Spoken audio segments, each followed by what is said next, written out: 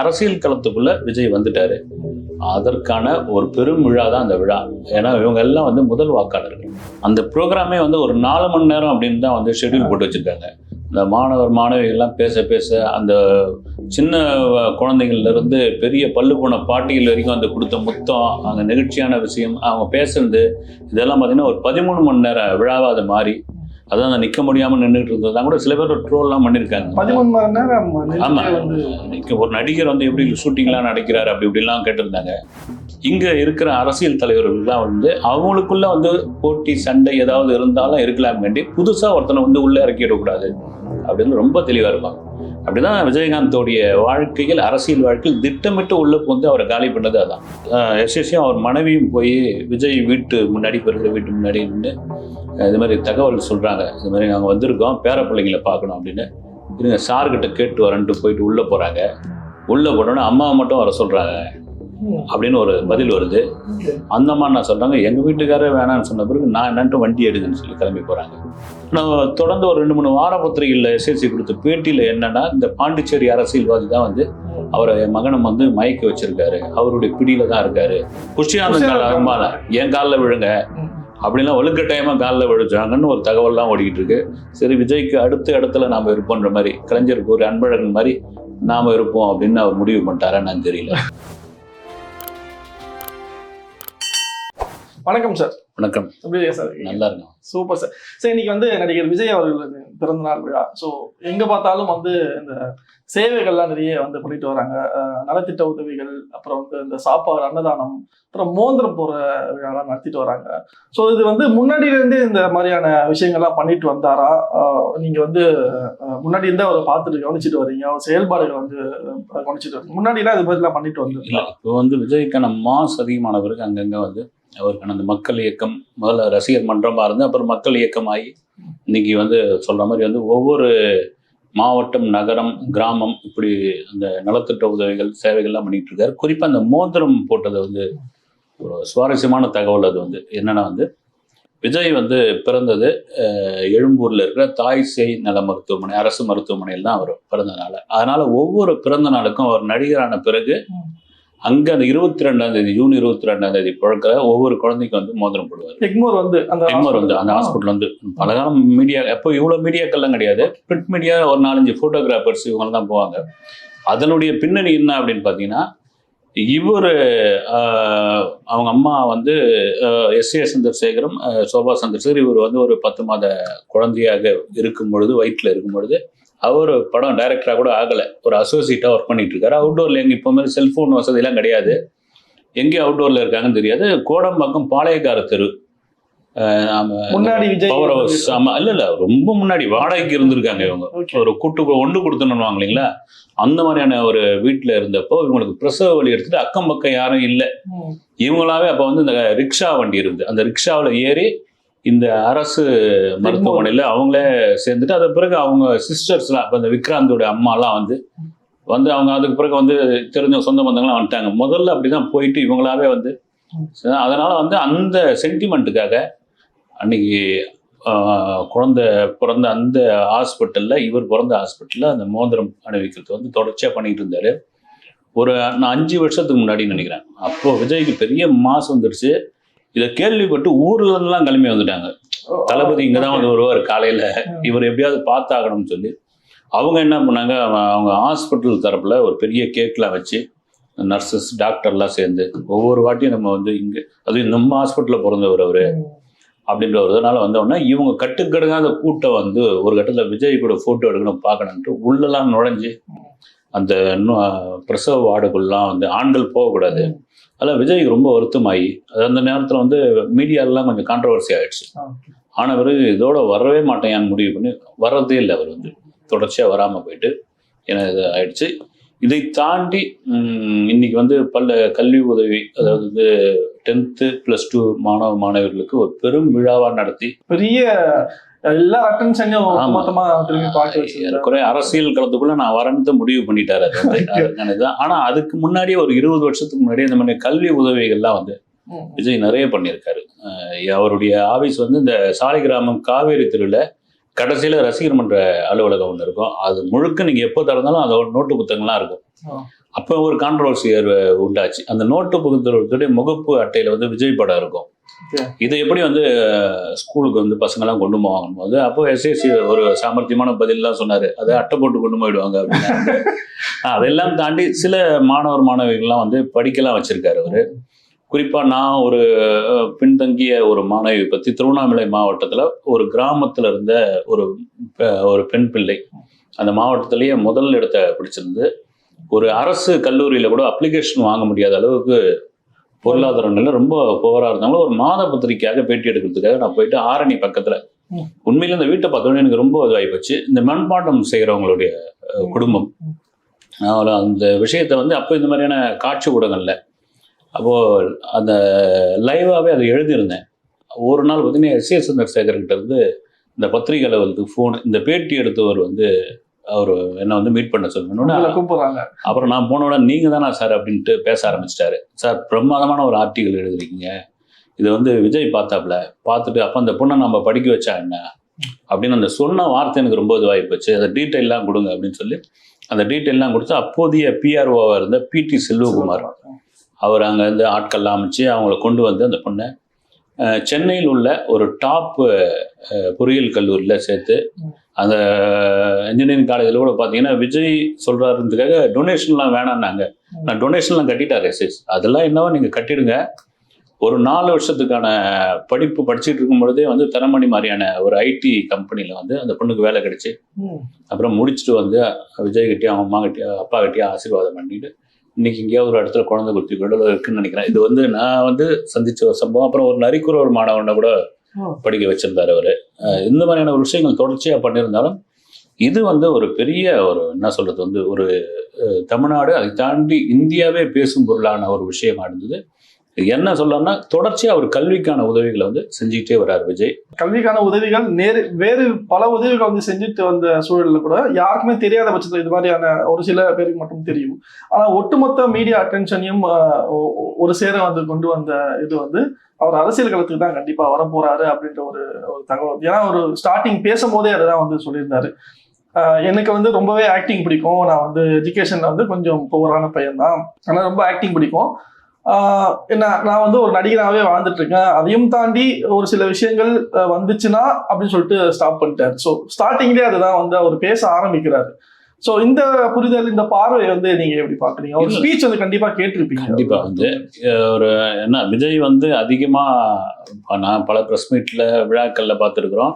இவ்வளவு பேசுனதே கிடையாது. அந்த ப்ரோக்ராமே வந்து ஒரு 4 மணி நேரம் அப்படின்னு தான் வந்து ஷெட்யூல் போட்டு வச்சிருக்காங்க. இந்த மாணவிகள்லாம் பேச பேச அந்த சின்ன குழந்தைகள்ல இருந்து பெரிய பல்லு போன பாட்டிகள் வரைக்கும் அந்த கொடுத்த முத்தம், அந்த நெகிழ்ச்சியான விஷயம், அவங்க பேசுறது இதெல்லாம் பார்த்தீங்கன்னா ஒரு 13 மணி நேரம் விழாவா அது மாறி அதான் அந்த நிற்க முடியாமல் நின்றுட்டு இருந்ததுதான் கூட சில பேர் ட்ரோல்லாம் பண்ணியிருக்காங்க. 13 மணி நேரம். ஆமா, ஒரு நடிகர் வந்து எப்படி ஷூட்டிங்லாம் நடிக்கிறாரு அப்படி இப்படிலாம் கேட்டிருந்தாங்க. நடிகர்கள் என்ன இருக்குது, ஒரு ஷார்ட் நடிச்சுட்டு வந்தால் ஜூஸ் தன்னால வரப்போது, பேண்ட்டு மாட்டி விட்டுறதுக்கு ஒரு ஆள் இருக்க போறாங்க, பணிவிடை செய்யறதுக்கு 10 பேர் இருக்க போறாங்க, கேரவன் இருக்குது அங்கே போய் ஓய்வு எடுத்துக்கலாம், இல்லைன்னு எனக்கு இந்த இப்போ எனக்கு உடம்பு சரியில்லை இதை முடிச்சிக்கலான்னு பிரேக் விட போகிறாங்க. அவ்வளோ விஷயங்கள் இருக்குது. ஆனால் ஒரு மேடையில் அவ்வளோ பெரிய மாணவரும் பெற்றோர் முன்னாடி 13 மணி நேரம் நிற்கிறது வந்து ஒரு சாதாரண விஷயம் இல்லை. அதுக்கு ஒரு எனர்ஜி வேணும். இது எல்லாத்தையும் விஷயத்தை வந்து உள்வாங்கிக்கிறது, கேட்கறது. ரெண்டாவது பார்த்தீங்கன்னா அவங்க சொல்ல வரவங்க ஆக்சுவலாக வந்து ஒரு சிஎம் புரோட்டோகால் மாதிரியான ஒரு விஷயத்தெல்லாம் அவங்க பண்ணியிருந்தாங்க. ஆமா சார், ஸ்மார்ட் வாட்ச் வந்து உள்ள கட்டிட்டு போக கூடாது, செல்போன் உள்ள. அதை தாண்டி வந்து நீங்க விஜய் சார் கிட்ட போய் நிற்கும் போது இப்படிதான் நிக்கணும், இவ்வளவுதான் பேசணும், நீங்க ஆமா காலெல்லாம் விழக்கூடாது அப்படிலாம் சொல்லியிருக்காங்க. அதெல்லாம் உடைச்சிட்டு பார்த்த உடனே உற்சாகமாகி போய் அதெல்லாம் தடுக்க வந்திருப்பாங்க. நீங்க அந்த வீடியோ எல்லாம் பாத்தீங்கன்னா புஷ்யாந்தன் ஒரு பக்கம் வந்து ஒருத்தர் இழுப்பாரு, இன்னொரு உதவியாளர் வந்து ஒருத்தர் வந்து தடுப்பாரு, அவரெல்லாம் வந்து விஜய் தள்ளி விடுவாப்புல, அவன் பேசிட்டான் அப்படின்னு விஜயை உற்சாகமாயிட்டார். அதனால தான் பார்த்தீங்கன்னா இந்த போட்ட ஷெட்யூலை தாண்டி இவ்வளோ நேரம் ஆயிடுச்சு. வந்து நள்ளிரவு 12:30 மணிக்கு போய் விஜய் சேர்ந்துட்டு மறுநாள் காலைல 6 மணிக்கு லியோ செட்டுக்கு வந்தது ஆச்சரியமா வந்து லலித் ஒரு பேட்டியில் சொல்லியிருந்தார் தயாரிப்பாளர். இதெல்லாம் வந்து ஒரு உற்சாகமான நீங்கள் சொல்கிற மாதிரி அரசியல் களத்துக்குள்ள விஜய் வந்துட்டாரு. அதற்கான ஒரு பெரும் விழா தான் அந்த விழா. ஏன்னா இவங்க எல்லாம் வந்து முதல் வாக்காளர்கள்.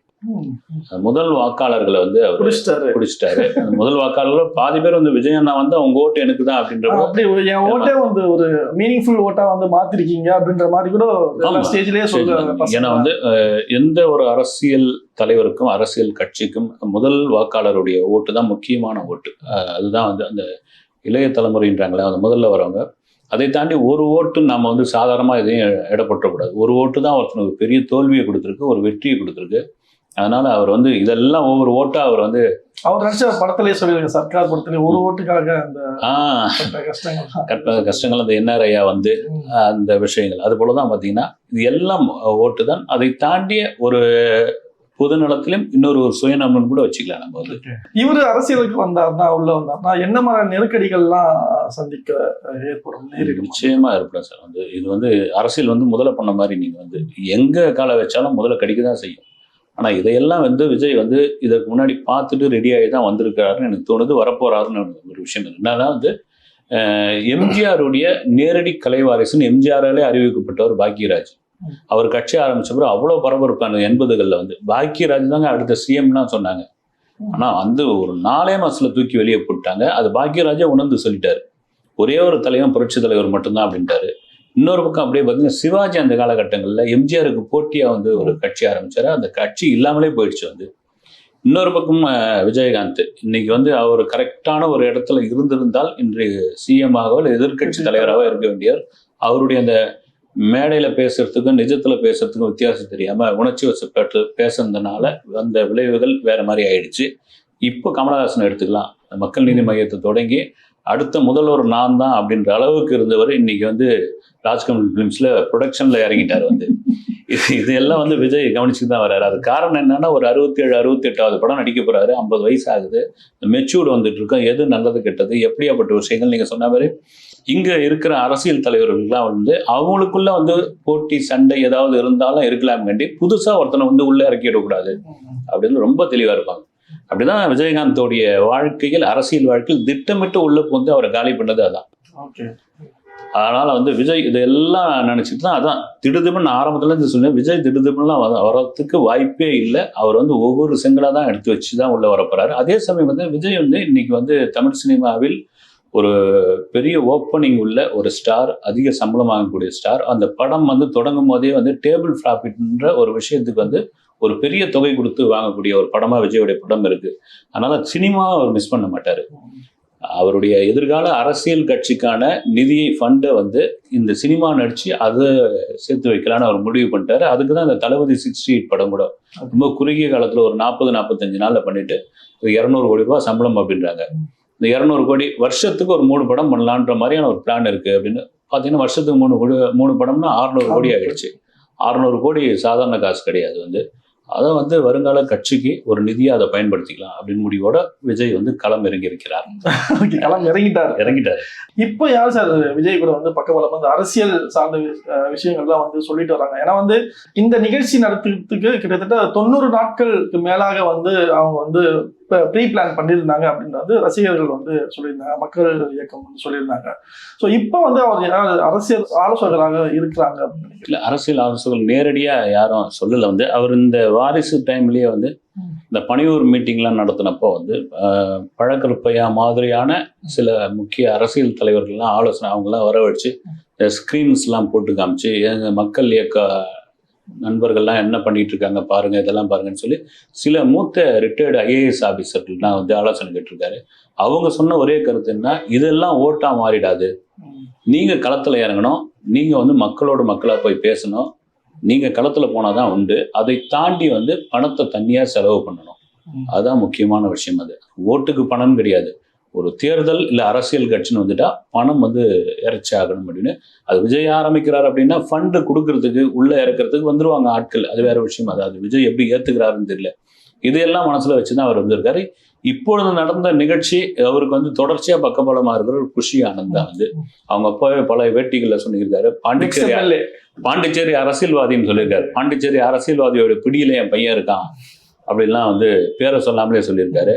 அவர் தான் வந்து இது பண்ணிரு. குறிப்பா நீங்க சொன்ன மாதிரி இந்த 90 நாள் அந்த ஏற்பாடுலாம் நடந்ததுன்னு லியோவுக்கே 3 நாள் பிரேக் விட்டு அவரு விஜயே போயிட்டாங்க, என்ன மாதிரியான ஏற்பாடுகள், என்ன அந்த ஐடி கார்டெலாம் எப்படி கொடுக்குறீங்க, யார் மாணவர்கள் எங்கெங்கெல்லாம் நிற்கணும், எந்தெந்த ஊர்ல இருந்து வரவங்க எப்படி எப்படி, யாருக்கு ஒரு ஒரு 3 மாணவர்களுக்கு ஒரு ஆள்னு ஒரு பொறுப்பாளரை வந்து நியமிச்சு, ஏன்னா வந்து ஒரு மாணவர் பிரச்சனை வந்து ஏதோ ஒரு சின்ன கான்ட்ரவர்சி ஆகிட்டா கூட பிரச்சனை ஆகிடும், பூதகரமாயிடும். அதுக்கு சமீபத்திய உதாரணம் சொல்லணும்னா, இந்த கீழடியில அருங்காட்சியகத்தில் 10 மணிக்கு திறக்க வேண்டிய அருங்காட்சியகத்தை சூர்யா குடும்பத்துக்காக 9 மணிக்கெல்லாம் திறந்து அவங்க ஃபேமிலியோட உள்ள பார்த்துட்டு இருக்கும் பொழுது 1 மணி நேரம் வெளியே அந்த பள்ளி மாணவர்கள், மாற்றுத்திறனாளிகள் எல்லாம் வந்து வேகாத வெயில் அழுது, நம்மள மாதிரி மீடியாக்கள் தான் போய் ஒரு 2-3 பேர் கேள்வி கேட்டதுக்கு பதிலே சொல்லாம அவங்க பாட்டு கார்ல ஏறி போயிட்டாங்க. அந்தெல்லாம் வந்து விஜய் நோட் பண்ணிட்டு தான் இருக்காரு. அது மாதிரி அந்த மாதிரி தப்புலாம் இங்க வந்துடவே கூடாது, அதனால கிளீனா இருக்கணும்னு அதே போல ரொம்ப பக்காவா அந்த விழா வந்து சிறப்பா முடிச்சிருக்காங்க. இப்போ அவரை வந்து முன்னாடி வந்து குடும்பத்துக்குள்ள நிறைய பிரச்சனைகள் அப்படின்லாம் சொல்லிட்டு வந்தாங்க, அப்பா கூட தொடர்ச்சியா பேசுறது இல்லை அப்படின்னா. இப்போ எப்படி சார் இருக்கு அந்த நிலவரம்? பேசுறாரா, தொடர்ந்து பேசுறாரா? அவருக்கும் எஸ்சிஎஸ்சிக்குமான அந்த நெருக்கம் இப்போ எப்படி இருக்கு? இல்லை, கிடையவே கிடையாது. அப்படி இருந்துதான் நேரத்துக்கு அவன் இவ்வளவு பெரிய விழா வந்து மகன் நடத்துற அந்த மாபெரும் விழாவை தன் மகனை வந்து பேசுறத அவன் அப்பா வந்து முன்னாடி நின்று அப்படி பார்த்து மகிழ்ச்சி அடைஞ்சிருக்கான். அது அவங்களுக்குள்ள என்ன பிரச்சனைன்னு இன்ன வரைக்கும் தெரியல. வந்து இப்போ கூட பார்த்தீங்கன்னா அவங்களுடைய திருமண நாளுக்கு வந்து சமீபத்தில் போய் மீட் பண்ணப்போ அவன் அம்மா கூட இருக்கிற ஸ்டில்லு தான் இருந்தது, அவன் அப்பா பக்கத்தில் இல்லை. ஒரு தந்தைக்கும் மகனுமான அப்படி ஒரு மனக்கசப்பு என்ன அப்படின்ற ஒரு விஷயம், அது பல காரணங்கள் சொல்லும்போது குறிப்பாக திரையுலகில் சொல்கிற காரணம் என்ன அப்படின்னா வந்து இந்த துப்பாக்கி படத்துக்கு இவர் ஒரு டைரக்டரை ஃபிக்ஸ் பண்ணி வச்சிருந்தார் எஸ்எஸ்சி. அவர் வேணாம், நான் சொல்கிறேன் நான் ஒரு டைரக்டரை அப்படின்ற போது உனக்கு என்னப்பா தெரியணும், இல்லை இப்போ வந்து யார் ட்ரெண்டிங்கில் இருக்காங்க, யார் இதுவாக இருக்காங்க, நீங்கள் ஒன்றும் அப்டேட் ஆகலை, அதனால் நான் சொல்கிறேன் சார் நீ சொல்லுப்பான்ட்டு முருகதாஸை இவர் தான் சொல்கிறாரு. முருகதாஸ் போய் எஸ்எஸ்சியை மீட் பண்ணுறாரு. மீட் பண்ணி பேசினப்போ வந்து உங்கள் சம்பளம் என்னென்ன முருகதாஸ் கிட்ட எஸ்எஸ்சி கேட்குறாரு. அவர் சம்பளத்தை சொல்கிறாரு. இதுலேயே 3 படம் எடுக்கலாமே அப்படின்னு அவர் வந்து கிண்டல் பண்ணுறாரு. முருகதாஸ் அப்போ உச்சத்தில் இருக்காரு. அவர் ஏறக்குறைய கடுப்பாகி போய் மறுபடியும் விஜய்க்கு வந்து கீழே வந்து ஃபோன் போடுறாரு, சார் இந்த மாதிரி அவமானப்படுத்துறாருன்னு. விஜய் அவங்க அப்பா ஏறக்குறைய சத்தமே போடுறாராம், நான் சொன்ன அவர் கேட்ட சம்பளத்தை கொடுங்க, சும்மா ஒன்றா சம்பளம் கேட்குறாங்க அப்படின்னு. அதுலேருந்து முருகதாஸுக்கும் எஸ்எஸ்சிக்குமான ஒரு சின்ன நெருடல் அல்லது வந்து ஒரு மனக்கசப்பு நடந்துக்கிட்டே இருக்குது, படப்பிடிப்பும் நடக்குது. ஒரு கட்டத்தில் வந்து எஸ்எஸ்சி தெரிஞ்ச மீடியா நண்பர்கள்லாம் கூட பேசுகிறாரு, எக்கச்சக்கமான செலவு எழுதுறாரு அந்த டைரக்டர், என்ன பண்ண போகிறாருன்னு தெரியல, என் அனுபவம் வேற, விஜய் தம்பி சொல்லிச்சு அதனால தான் சேர்த்தோம் அப்படின்ற ஒரு விஷயம். அவருடைய குமரல்களை எங்கே சொல்கிறாருன்னா, ஒரு ஆடியோ லான்ச்சில் விஜயையும் முருகதாஸையும் வச்சுக்கிட்டு ஓப்பனாக அடிக்கிறாப்புல. மொத்தத்தையும் சொன்னபடி தான் விஜயும் முருகதாஸும் இன்றைக்கி நீங்கள் யூடியூப்பில் போய் பார்த்தீங்கன்னா ஒருத்தர் பார்த்துப்பாங்க. அதில் ஏற்பட்ட மனக்கசப்பு அப்படின்றாங்க. ஆனால் அது மட்டும் ஒரு தந்தை மகனுக்கு பிரிவுக்கு காரணமாக இருக்காது. அதையும் தாண்டி என்ன விஷயம் வந்து ஒன்று விஜயும் ஓப்பனாக பேசணும், இல்லை எஸ்எஸ்சியும் வந்து உண்மையை சொல்லணும். இதில் தான் தெரிய வரும். ஏன்னா எவ்வளோ பெரிய ஒரு சொல்லுவாங்க வந்து 20 வருஷம் நண்பர்களாக இருந்ததும் இல்லை, 20 வருஷம் பகைவர்களாக இருந்தது இல்லைன்னு பொதுவான நண்பர்களை சொல்லுவாங்க. ஆனால் ஒரு அப்பா அம்மா கிட்ட வந்து இவ்வளோ கோபத்தை அவர் வெளிப்படுத்த வேண்டிய அவசியம் என்ன, குறிப்பாக அப்பா கிட்ட அவ்வளோ பெரிய கோபத்தை வெளிப்படுத்துறதுக்கான காரணம் என்னென்னு ஒரு சில வருடங்களுக்கு வந்து கொரோனாவுக்கு முன்னாடியே பார்த்தீங்கன்னா இவரும் எஸ்எஸ்சியும் அவங்க அம்மாவும் போயிட்டு எஸ்எஸ்சியும் அவர் மனைவியும் போய் விஜய் வீட்டு முன்னாடி இருக்கிற வீட்டு முன்னாடி நின்று இது மாதிரி தகவல் சொல்கிறாங்க, இது மாதிரி நாங்கள் வந்திருக்கோம் பேர பிள்ளைங்களை பார்க்கணும் அப்படின்னு. இருங்க சார்கிட்ட கேட்டு வரேன்ட்டு போயிட்டு உள்ளே போகிறாங்க. உள்ளே போனோன்னா அம்மாவை மட்டும் வர சொல்கிறாங்க அப்படின்னு ஒரு பதில் வருது. அந்த அம்மா என்ன சொல்கிறாங்க, எங்கள் வீட்டுக்காரே வேணான்னு சொன்ன பிறகு நான் என்னன்ட்டு வண்டி எடுங்கன்னு சொல்லி கிளம்பி போகிறாங்க. இந்த மாதிரியான சம்பவங்கள் அதுதான் வந்து எந்த அளவுக்கு ஒரு மனக்கசப்புக்கு என்ன காரணத்தில். ஆனால் தொடர்ந்து ஒரு 2-3 வார பத்திரிகையில் எஸ்எஸ்சி கொடுத்த பேட்டியில் என்னன்னா, இந்த பாண்டிச்சேரி அரசியல்வாதி தான் வந்து அவரை மகனை வந்து மயக்க வச்சிருக்காரு, அவருடைய பிடியில தான் இருக்காரு, அவர் வந்து மீள முடியல. அதுக்கு ஒரு காரணம்லாம் சொல்லியிருந்தார். ஆரம்பகட்ட காலங்களில் வந்து விஜய் எதற்கு பயங்கரமாக ஒர்க் பண்ணுற மாதிரிலாம் கண்ணமண்ணான ஒர்க் பண்ணுற மாதிரிலாம் நடிப்பார். நடித்து முடிச்சுட்டு விஜய் வந்து போன பிறகு அந்த வீட்டு வாசல்லையே வந்து ஒரு இடத்துல கட்டாந்தரையில படுத்துக்கிட்டு அவர் ஆட்களையே வந்து போட்டோ எடுக்க வச்சு ட்விட்டர்ல போட்டு ட்ரெண்ட் ஆக்கி அதுல வந்து விஜய் டேக் பண்ண வச்சு மறுநாள் விஜய் பார்த்தா என்னென்ன இப்படி எல்லாம் பண்ணிருக்கீங்க நீங்க, இது வந்து எஸ்எஸ்சி சொன்ன காரணம், நீங்க வந்து உள்ள வந்து ஒரு ரூம்ல படுக்க வேண்டியதானே, ஒரு ரூமே ஒதுக்கி கொடுக்குற அளவுக்கு வந்து விஜயோட மனசுல இப்படியெல்லாம் குறுக்கு வழியில போய் இடம் பிடிச்சு வருன்ட்டு எஸ்ஏ சந்திரசேகர் ஒரு குற்றச்சாட்டு. அப்படிலாம் நம்ப முடியுமான்னு தெரியல. விஜய் வந்து ஒரு இவ்வளவு படங்களை தாண்டி எவ்வளவு பேர் மீட் பண்ணி வந்திருக்காரு. அவரும் சில ஸ்ட்ரகிள்ஸ், ஏமாற்றங்கள், துரோகங்கள் இது எல்லாம் தாண்டி வந்திருக்காரு. அவர் யார் நல்லவன் யாரு கெட்டவன் யாருன்னு தெரியும் வந்து. அதாவது அவர் சொல்ற காரணம் அது. இது எப்படி எடுத்துக்கிறதுன்னு தெரியல. இந்த ஃபங்க்ஷன்ல கூட அந்த பனையூர்ல நடந்த பெரிய இந்த விழாவில கூட ஒரு சில உள்ளுக்குள்ளேயே ஒரு சில குளறுபடிகள்லாம் இருக்கு அப்படின்ற மாதிரிலாம் மக்கள் இயக்கம் சார்பா சொல்றாங்க. என்ன அப்படின்னா, புஷியானந்த் சார் ஒரு சைட்ல செயல்படுவதாகவும், ஜெகதீஷ் மேனேஜர் அவர் ஒரு சைட்ல செயல்படுவதாகவும் அப்படின்ற மாதிரிலாம் சொன்னாங்க. அங்க முன்னாடியே வந்து எல்லாமே வந்து ப்ரீ பிளானடா பண்ணது. எல்லாம் பாண்டிச்சேரி ஆட்கள் தான் வந்து சமையலும் பண்ணாங்க. இருக்கக்கூடிய எல்லா இதுவும் வந்து பாண்டிச்சேரி ஆட்கள் மூலியமா தான் பாத்துக்கிறாங்க. இங்க இருக்கிற விஜய் மக்கள் இயக்கத்துக்கு யாருமே அந்த பெரிய அந்த பொறுப்பை தரல, அந்த இதெல்லாம் கொடுக்கல அப்படின்ற மாதிரி அவங்களுக்குள்ளே ஒரு குமுறல் இருந்துதான் நம்ம கிட்ட வெளிப்படையாவே சொன்னாங்க. ஸோ இதெல்லாம் பார்க்கும்போது புஷியானந்த் சார் வந்து வேற ஒரு கடத்துக்கு வந்து விஜயை கொண்டு போறாரா, நம்ம ஜெகதீஷ் வந்து தனியா வந்து பிரிக்கப்படுறாரா? இல்ல, இது வந்து பனையூர் மீட்ல நடந்ததா இல்ல இது வந்து இப்போ இங்க நடந்தது? ஆனா இங்க ஜெகதீஷ் ஆளவே காணமே. அவர் வந்து ஜெகதீஷ் இருந்தாரு, அங்க இருந்தாரு. அதுதான் அவர் வந்து பெருசா வந்து எதுவுமே வந்து சமயம் வந்து இவர்கிட்ட பொறுப்பை ஒப்படைச்சிருக்கலாம் புஷியானந்த் மொத்தமா அவருக்கு. ஏன்னா இந்த ஒரு அரசியல் சம்பந்தமான இது. ஜெகதீஷ் வந்து அவருடைய கால் ஷீட்டு, மற்ற விவரங்கள், ப்ரொடக்ஷன் இதெல்லாம் பாத்துக்கிறாரு பொழுது. இந்த அரசியல் மீட்டிங் இதெல்லாம் வந்து அவர் பார்த்துக்கிட்டா, ஏன்னா ஏற்கனவே எம்எல்ஏ இருந்தவர், அனுபவசாலி, அரசியல்வாதி, அதனால விட்டுருக்கலாம். மேபி இந்த மாதிரியான விமர்சனங்கள் வரதான் செய்யும். கோவமா இருக்காங்க அங்கேயே கூட மேடையிலேயே கூட அவர் நடந்துக்கின விதெல்லாம் வந்து எங்களுக்கு பிடிக்கல, நாங்கெல்லாம் எவ்வளவு பேசணும்லாம் வந்தோம், அவெல்லாம் அலோவ் பண்ணல அப்படின்னு சில மக்கள் இயக்க நிர்வாகிகள் பேரெல்லாம் சொல்லி மைக்ல சொல்ல சொன்னாங்க, கட்டாயப்படுத்தினாங்கன்ற மாதிரி ஒரு விஷயங்கள்லாம் இருக்குது. ஒரு பெரிய விழாக்கள் நடக்கும்போது இந்த மாதிரியான ஒரு கான்ட்ரவர்சி வரதான் செய்யும். ஆனா வந்து இந்த மாதிரியான ஒரு கான்ட்ரவர்சியோட முடிஞ்சு போச்சு. அது வேற மாதிரியான ஒரு சலசலப்பை உண்டாக்கி அந்த விழாவே குலாப்ஸ் ஆயிருந்தா வேற மாதிரி ஆயிருக்காது. அதை ரொம்ப ஜாக்கிரதையா பார்த்துக்கிட்டாங்க. அது இருக்கதான் செய்யும். ஆனா ஆரம்பத்துல இருந்து நீங்க சொல்ற மாதிரி புஷியானந்த் மேல ஒரு அதிருப்தியில தான் இருக்காங்க. வந்து அவருக்கு வந்து காண்டுல சொல்றாரு, மகனை வந்து அவர் கூட்டு போயிட்டாரு அப்படின்றதுக்காக, ஆமா பிரிச்சுட்டாருன்றதுக்காக சொல்றாரு. வந்து இது வந்து நீங்க சொல்றாங்க மக்கள் இயக்கம் சார்ந்தவர்களே வந்து, ஏன்னா வந்து பனையூர் மீட்டிங்லாம் வந்து அவர் காலில் விழ வச்சாங்க அப்படின்லாம் சொல்லுவாங்க. புஷியானந்த் கால அருமால என் காலில் விழுங்க அப்படின்லாம் வலுக்கட்டாயமா காலில் விழுச்சாங்கன்னு ஒரு தகவல்லாம் ஓடிக்கிட்டு இருக்கு. சரி, விஜய்க்கு அடுத்த இடத்துல நாம இருப்போன்ற மாதிரி, கலைஞருக்கு ஒரு அன்பழகன் மாதிரி நாம இருப்போம் அப்படின்னு அவர் முடிவு பண்ணிட்டாரான்னு எனக்கு தெரியல.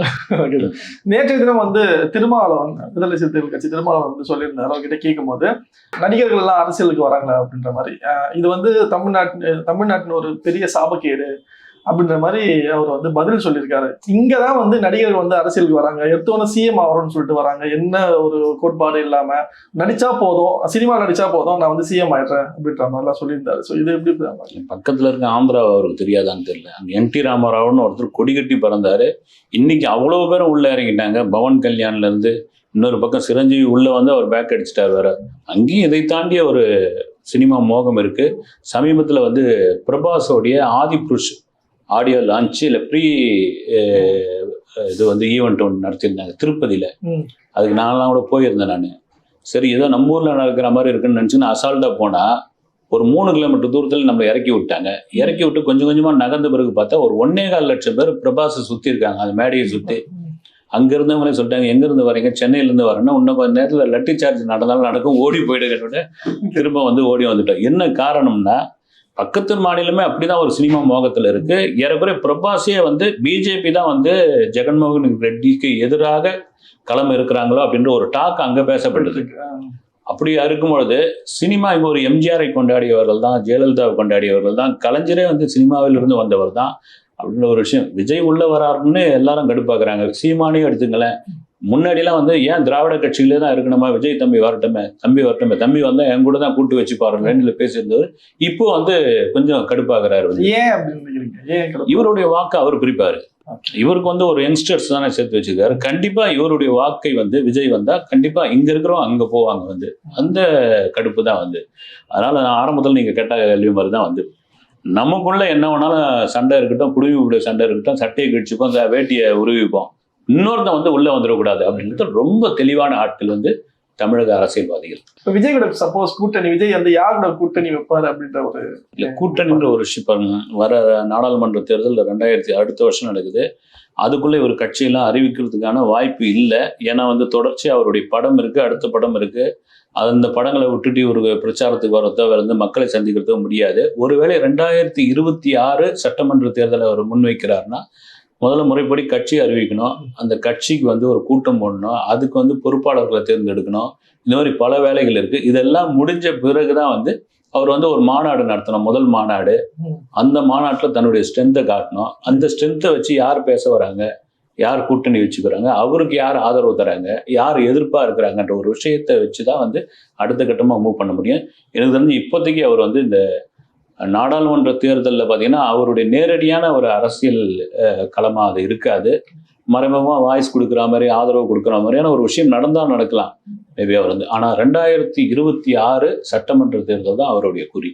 முன்னாடி அந்த அந்த கவுன்சிலருக்கான தேர்தலில் கூட நிறைய விஜய் மக்கள் மன்ற நிர்வாகிகள் வந்து வெற்றி பெற்றிருந்தாங்க. ஆனா இப்ப நீங்க சொன்ன மாதிரி மாநாடு அப்படின்ற விஷயம் வந்து நிறைய தகவல்கள் வெளிவந்துச்சு. அதாவது விஜய் வந்து கூடிய விரைவில் வந்து மதுரையில வந்து ஒரு பெரிய மாநாடு அமைக்க போவதாகவும் அவர் கட்சியை வந்து வெளிப்படையா சொல்ல போவதாகவும் அது இந்த தகவல் எந்த அளவுக்கு சார்? ஆமா, ஏன்னா வந்து லியோ படத்தோடைய ஆடியோ லான்ச் நடத்துறதுக்கான அந்த வெறும் ஆடியோ லான்ச்சா இல்லாம அது ஒரு மாநாடு மாதிரியே நடத்துவோம் அப்படின்னு விஜயோட விருப்பம். அதற்கான செயல் வடிவங்களை வந்து தயாரிப்பாளர் லலித் வந்து ஒவ்வொரு இதுவா பண்ணிக்கிட்டு இருக்காரு. முதல்ல வந்து திருச்சி பக்கத்துல பொன்மலை அந்த கிரவுண்ட்ல ஏற்பாடு பண்ணியிருந்தாங்க. அங்கே சரியான அனுமதி கிடைக்காது அப்படின்ற விதத்தில் மதுரை ரேஸ்கோர்ஸ் மைதானத்தை வந்து அவங்க கேட்டிருக்காங்க. என்னென்ன தொடர்ச்சியாக வந்து இந்த தென் மாவட்டங்கள்ல இருந்து வர ரசிகர்கள், மக்கள் இயக்கத்தை சார்ந்தவர்கள்லாம் உங்களுடைய விழாவுக்கு உங்களை பார்க்க வர்றதுக்குலாம் வந்து நாங்கள் கிளம்புறதுக்கு குறிப்பாக கன்னியாகுமரி, நாகர்கோவில், ராம்நாடுலேருந்து வரவங்களாம் நாங்கள் ஒரு 10 பேரும் முடிவு பண்ணும்போது கடைசியில் 4 பேராக வந்து நாளைக்கு ஈவினிங் நடக்கிற விழாவுக்கு இன்னைக்கு மதியமே கிளம்பி வந்து சென்னையில் வந்து உங்களை பார்க்க முடியாமல் திரும்ப போகிறதே வந்து எங்களுக்கு ஊருக்கு போகிறதே வந்து பெரிய ப்ராசஸிங்காக இருக்குது. நீங்கள் தமிழ்நாட்டில் ஒரு மையப்பகுதியில் ஒரு விழா நடத்தினீங்கன்னா உங்கள் விழாவை பார்க்குறதுக்கு உங்களுக்கு பெரிய வசதியாக இருக்கும் அப்படின்னு அவங்களுடைய கோரிக்கையை வந்து இந்த இடத்துல பயன்படுத்திக்கிட்டு ஒரு ஆடியோ லான்ச்சோடு சேர்த்து ஒரு மாநாடு மாதிரியான ஒரு விஷயத்தை பண்ணுவோன்னு. இதே சமயம் பார்த்தீங்கன்னா ஆடியோ லான்ச்சின்னு வரும்பொழுது விஜயோடைய லியோ படம் வந்து ஓவர்சீஸில் ஒரு 70 கோடி ரூபாய்க்கு வந்து பிஸ்னஸ் ஆகிருக்கு. வாரிசே வந்து 30 to 35 கோடி டபுள் மடங்காக வந்து அது வியாபாரம் ஆகிருக்குதான். அது வாங்கியிருக்கிற ஒரு துபாய் சேர்ந்த ஒரு விநியோக நிறுவனம். அவங்க என்ன கோரிக்கை வைக்கிறாங்கன்னா, இங்கே வந்து ஃபேமிலி ஆடியன்ஸ் வந்து விஜய்க்கு வந்து ஒரு பெரிய படம் ஓவர்சீஸில் இங்கே ஒரு ஆடியோ லான்ச் வைங்க. மலேசியா, சிங்கப்பூர், துபாய், லண்டன் ஏதாவது ஒரு நாட்டில் ஒரு ஆடியோ லான்ச் விஜய் வந்து கலந்துக்கணுன்னு. அதனால் ஸோ லியோவுக்கு 2 ஆடியோ லான்ச்சுக்கான வாய்ப்பு நிறைய இருக்குது. வேற ஏதாவது தகவல்கள் இப்போ ஏன்னா வந்து முன்னாடி வந்து நீங்களாம் வந்து ஈஸியாக போய் பார்க்கக்கூடிய அந்த ஷோஸ்லாம் இருக்கும். இப்போ வந்து எப்படி சார் இந்த கெடுபிடிலாம் யார் வந்து நிறைய பேர் அதுதான் சொல்கிறாங்க, கூட இருக்கிறவங்க தான் நிறைய பேர் வந்து அவரை வந்து பாதுகாத்து அவர் கிட்டே விடாமல் தடுக்கிறாங்க அப்படின்ற மாதிரிலாம் நிறைய பேர் சொல்கிறாங்க. ஸோ அதெல்லாம் ஆரம்ப கட்டத்தில் வந்து விஜய் வந்து வளர்ந்துக்கிட்டு வராரு. ஓரளவுக்கு வளர்ந்த பிறகு பார்த்தீங்கன்னா இவ்வளோ மீடியாக்கள் இல்லை. இப்போ பார்த்தீங்கன்னா பிரிண்ட் மீடியா இருக்கும். அதிகபட்சமாக பார்த்தீங்கன்னா ஒரு 30-32 பேர் இருப்போம். நான்லாம் வந்து இந்த தமிழ் பட ஷூட்டிங் ஸ்பாட்லேயே இருந்திருக்கேன். அது தவிர பார்த்தீங்கன்னா சச்சின் படத்துக்கு ஊட்டியில் வந்து இங்கேருந்து மீடியாக்கள் ஒரு 5-6 நாள்லாம் வந்து அங்கேயே இருந்தோம். நாங்கள் அங்கேயே இருந்து நேரடியாக பேசுகிற விஷயங்கள் இதெல்லாம் இருந்தது. அவர் பேசுவார். அப்போ கூட வந்து அதிகமாகலாம் பேச மாட்டார். ஒரு ஷை டைப்பாக தான் இருப்பார். எஸ்எஸ்சி வந்து அதுக்கு ஒரு பல இதுவாக இருந்தார். வேலாயுதம் ஷூட்டிங் ஸ்பாட் ஹார்பரில் நடந்த போது கூட நாங்களாம் வந்து கடைசியாக மீட் பண்ணது. அவர் மொத்த மீடியாவை மீட் பண்ணது ஜில்லா டைமில் தான் நினைக்கிறேன் நான். அதன் பிறகு வந்து பெரிய டிஸ்டன்ஸ் விட்டாச்சு. அது காரணம் என்னன்னா மீடியாக்களுடைய பெருக்கம் ஒரு பக்கம், அதை தாண்டி ஒரு டிஸ்டன்ஸை மெயின்டைன் பண்ணோம்னா நமக்கும் ஒரு கெத்து இருக்கின்ற ஒரு அளவுக்கு வந்துட்டார் என்னது இல்லை. அப்பொழுதெல்லாம் பார்த்தீங்கன்னா நீங்கள் சொல்கிற மாதிரி விஜய் கிட்ட பேசலாம், சில விஷயங்கள் இது பண்ணலாம். இப்போ இருக்கிற விஜயம் வந்து அப்போ இருக்கிற விஜயம் வேற. முணுக்குன்னு ஒரு கோபம் வந்துடும். ஆமாம், நல்லா ஞாபகம் இருக்குது. அவருடைய கல்யாண அறிவிப்பு ஆதித்யா ஹோட்டலில், வடபழனியில் இருக்க ஆதித்யா ஹோட்டலில் தான் வந்து ப்ரெஸ் மீட் வச்சுருந்தோம். ஒரு 20-22 பேர் தான் இருந்தோம். அப்போ யாரோ ஒரு நிருபர் வந்து அவருடைய இது லவ் இதுன்னு கேட்டதுக்கே வந்து டக்குன்னு எழுந்துட்டாரு. அப்புறம் எஸ்எஸ்சி வந்து பேரெல்லாம் சொல்லி, நீங்கள் பார்த்து வளர்ந்தவர் தானே தம்பி, ஏன் அப்படிலாம் கேட்குறீங்க அப்படிலாம் சொல்லி அவரை உட்கார வச்சது. இதை தாண்டி அந்த காலகட்டங்களில் வந்து அதிகமாக வந்து விஜய் கிட்ட கேள்வி கேட்ட எஸ்.ஏ. சந்திரசேகர் தான் நிறைய பதில் சொல்லுவார். ஆமாம், இப்போ அதெல்லாம் வந்து உடச்சிக்கிட்டு வெளியே வந்து இன்னைக்கு அந்த மீட்டிங்லாம் நீங்கள் சொன்னது அந்த பேசுகிற ஸ்பீச்லாம் பார்க்கும்போது விஜயே வந்து மாறி இருக்காரு.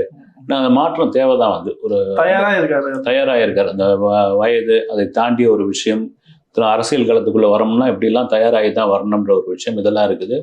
குறிப்பாக வந்து அப்போ பார்த்த விஜய்க்கும் இப்போ பார்த்த விஜய்க்கும் நிறைய மாறுதல் இருக்குது. நீங்கள் சொன்ன மாதிரி மீடியா விட்டு ஒரேடியாக விலகக்கூடாது. மீடியா வந்து மீட் பண்ணி தான் ஆகணும். நீங்கள் வந்து வருங்கால அரசியல் தலைவராகவோ அல்லது வந்து இன்னைக்கு சூப்பர் நடிகராகவோ எதுவாக இருந்தாலும் வந்து மீடியா வந்து மீட் பண்ணுறது தான் ஒரு சரியான விஷயம். விரைவில் மீடியாவை மீட் பண்ணுவார் நம்ம நம்புவோம். நன்றி சார். வணக்கம்.